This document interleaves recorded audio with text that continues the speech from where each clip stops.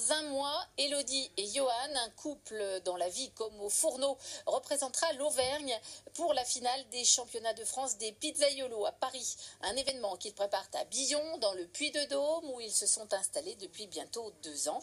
Leur portrait, signé Jérôme Doumingue et Julien Lecoq.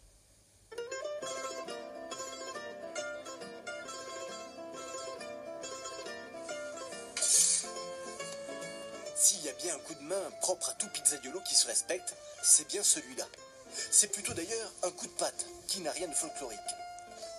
Cette manip-là, c'est de ne pas tuer tous les gaz, tout ce qui est à l'intérieur de la pâte en fait. Parce qu'avec le rouleau, en fait, on explose tout.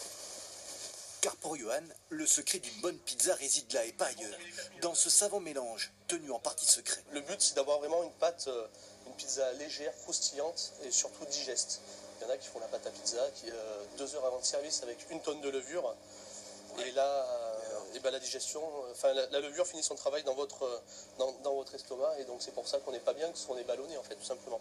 Avant celui-là, Johan a connu un tout autre pétrin, un licenciement, un mal pour un bien pour ce père de famille, ancien technicien informatique, qui décide alors de se former à son nouveau métier, chez une pointure nationale de la pizza. La pizza, c'est quelque chose qui me plaisait vraiment. Et je vous disais, travailler la pâte. 2 personnes, monsieur? 3 personnes. Une reconversion qui est devenue très vite une passion partagée par son épouse, Elodie. Mon mari étale, je garnis, il enfourne, et en sortie, s'il y a des pizzas, de la roquette et finition, c'est moi qui les fais. C'est pas mal. Tu peux rajouter après ton jambon ou ta copa. Et là, on finit par saupoudrer de parmesan. Elle existe à la carte, celle-là? C'est la Lucia. Une de ces pizzas de compétition que ce couple réalisera en finale dans un mois. On a 15 minutes pour faire la pizza, donc on ne doit pas les dépasser. La pizza doit faire 29 cm, et là on va être jugé sur le goût, sur la cuisson. Et sur l'esthétique également.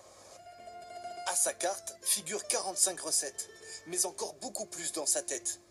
Tout ressemble à une histoire italienne, une histoire sans fin.